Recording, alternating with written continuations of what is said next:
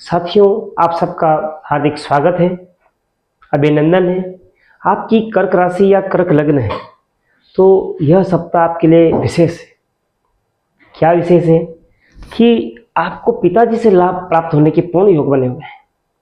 अगर उनकी आप सेवा करते हैं, उनका दिल जीतते हैं तो विशेष फल की प्राप्ति रह सकती है। ऐसा क्यों कह रहा हूँ मैं? आपकी राशि कुंडली से, लग्न कुंडली में सूर्य जो है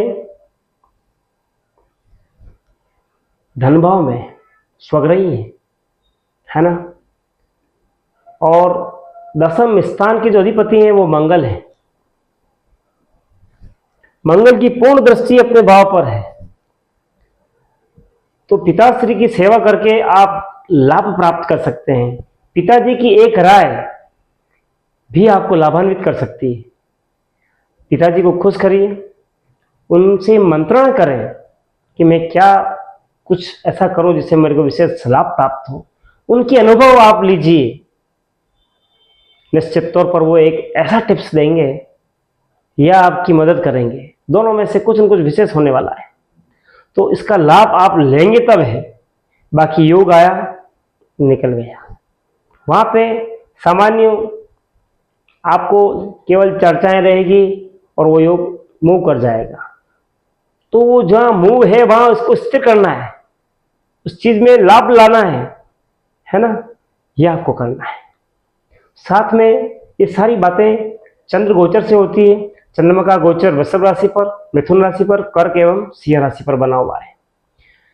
तो प्रारंभिक दिन यानी 18 अगस्त के दिन दोपहर तक का आपका समय बहुत अच्छा बना हुआ है, लाभ की स्थिति बनी हुई है। लेकिन 18 दोपहर से 20 सायंकालीन तक का जो समय है या रात्रिकालीन तक का जो समय है वो आपके द्वादश बना हुआ है। तो वहां आपको विशेष ध्यान रखना है। यदि आप इंपोर्ट एक्सपोर्ट का काम करते हैं तो आपको विशेष ध्यान देना है। अतिरिक्त लाभ प्राप्त करने के चक्कर में कहीं कोई गलत डील नहीं कर दें आप, है ना। विवेकपूर्ण तरीके से बिल्कुल रिसर्च कर आप कदम रखें, है ना। खचकेसरी योग बना हुआ है उस दिन, है ना, तो लाभ रहेगा। लेकिन अगर आप चंचल मन से कार्य करेंगे कुछ नुकसान होने के भी योग बने हुए हैं। यात्राओं से लाभ की जो स्थिति है वो मध्यम बनी हुई है, विशेष नहीं है ना।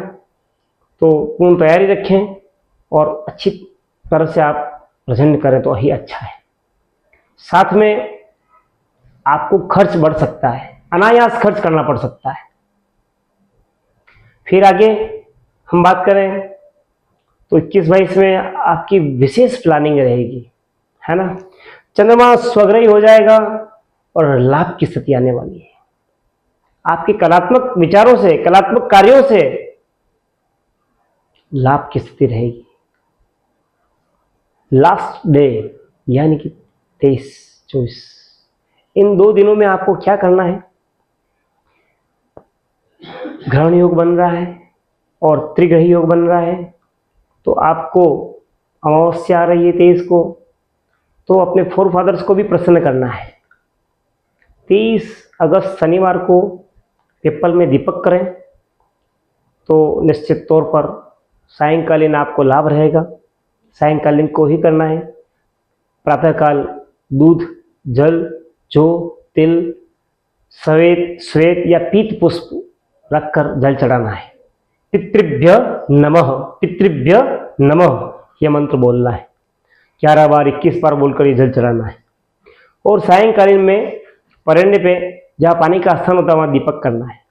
ये कार्य अवश्य करें आप, आपको विशेष ब्लेसिंग प्राप्त होगी अपने फोर फादर्स से। तो ये सप्ताह की मैंने सारी दिनचर्या आपको बतलाई है। इनको सुनकर समझकर अपनी प्लानिंग्स में चेंज करें और लाभ प्राप्त करें। साथ ही विशेष शुक्र का राशि परिवर्तन हो रहा है जो कि 20 अगस्त को रात्रि में होने जा रहा है ना। वो मिथुन राशि से कर्क राशि में आ रहे हैं। आपके द्वादश जो है, द्वादश गणना से प्रथम गणना में आ रहे हैं। तो ये आपके लिए बहुत अच्छा साइन, गुड है। व्यय पे जो इतने दिन हो रहा था उसके ऊपर अंकुश लगेगा और एक विराम आएगा जो पैसे के हिसाब से अच्छा है। फिर बात करें हेल्थ की। जब भी हेल्थ की बात करेंगे हम दो चीज जरूर देखेंगे, तनुभाव और रोग भाव, है ना। इस काल पुरुष रूपी जो कुंडली होती है हमारी राशियों की, मेष से मीन तक, जो सिर से लेकर पांव तक गणना की गई है कि ये राशि इसका साइन है, ये राशि इसका सिंबल है, तो दोनों चीजें आवश्यक है। फिर इसमें रोग भाव कौन सा है, शरीर में हेल्थ यानी कि रोग, इस वजह से दो चीज आवश्यक है। तो दोनों भाव देखते हैं हम। चंद्रमा प्रथम भाव का कारक है, आपके कर्क राशि है ना। तो निश्चित तौर पर आपका मन अनुकूल रहे, है ना, मन से मजबूत रहे, तो बीमारी आपके ऊपर कुछ भी हावी नहीं हो सकती। आएगी चली जाएगी, आएगी चली जाएगी, है ना। किंचित काल ही आप परेशान रह सकते हैं, दीर्घ काल तक आप परेशान नहीं रहेंगे। मन को पॉजिटिव रखना फर्स्ट। सेकेंड, रोगेश बृहस्पति अपने भाव को देख रहे हैं, तो ये भी अच्छी बात है। आप अपने नॉलेज से, घरेलू टिप्स से सारी चीजों पर आप अंकुश कर सकते हैं और स्वस्थ रह सकते हैं। आपको जो है खाने पीने में तीखा बड़ा पसंद रहेगा, नमकीन पसंद रहेगा है, उसके ऊपर अंकुश लगाना है, लिमिटेड खाना है। बाकी कोलेस्ट्रॉल, है ना, ट्रीजी ये बढ़ सकते हैं, vitamin proteins up and down रह सकते हैं। साथ में आपके ब्लड प्रेशर की शिकायत रह सकती है ना। ये अलग अलग दिन अलग अलग प्रभावित रहेगी, तो प्रयास करें अपने खान पीन को सुधारें, पानी अधिक पिए। लव की बात करें तो जो लव की स्थिति है वो सामान्य से उत्तम बनी हुई है, बढ़िया है। रिलेशन की बात करें तो आपके विचारों से सभी प्रभावित हैं और रिलेशंस गुड है, अच्छे हैं, अन्य के साथ संबंध बढ़िया बने हुए हैं।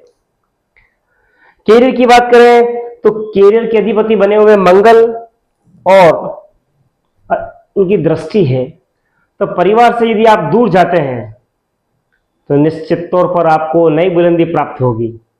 आप ये प्रयोग करके देखें, अप्लाई करके देखें, कुछ समय कार्य करके देखें, आपको लाभ अवश्य प्राप्त होगा। फिर बात करें मैरिज की, तो मैरिज के जो योग बने हुए हैं अभी वो सामान्य बने हुए हैं, विशेष नहीं बने हुए हैं। अथक प्रयास करने पे पॉजिटिव रिजल्ट मिलना। यदि आप स्टूडेंट हैं तो स्थितियां आपके फेवर में बनी हुई हैं और आप सफलता प्राप्त करेंगे। कौन सा दिन आपके लिए बेस्ट रहेगा? 18 अगस्त दोपहर तक का समय बेस्ट बना हुआ आपके लिए।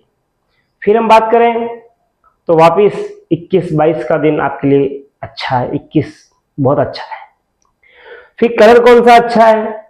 तो मैं सोचता हूं कि ग्रीन कलर बहुत अच्छा रहने वाला आपके लिए, और व्हाइट कलर भी अच्छा रहेगा। लक आपका जो है निश्चित तौर पर 70% आपके मदद कर रहा है।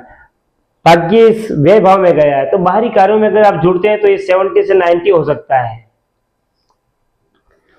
और आध्यात्म जीवन में, है ना, यानी कि आपको आराधना में, एक तो आप ईमानदार रहें और पॉजिटिव मन रखें, तो निश्चित तौर पर आपकी आराधना आपको शीघ्र फलदायी होगी। और आराधना में भगवान भोलेनाथ को जल चढ़ाना है, दूध चढ़ाना है। आपके राशिपति चंद्र हैं, निश्चित तौर पर उनकी आराधना आपको मन को पॉजिटिव करने वाली होगी। उपाय क्या? घरेलू टिप्स से हम उपाय करें जिससे सब कुछ अनुकूल बन जाए। तो ग्रह स्थितियां अगर हम देखते हैं तो सबसे जरूरी आपके लिए प्रातःकालीन सूर्य भगवान को जल चढ़ाना, है ना, सूर्य को मजबूत करना, पिताश्री को भोग लगाना, है ना, माताश्री को प्रणाम करना। ये 2-3 जो उपाय है अगर आप करते हैं तो निश्चित तौर पर आप सभी क्षेत्र में लाभान्वित होंगे। साथियों, अगर आपको हमारी बातें अच्छी लगी हो, शेयर करें, लाइक करें और सब्सक्राइब करें चैनल को, और कमेंट बॉक्स में ओम नमः शिवाय अवश्य लिखें। धन्यवाद।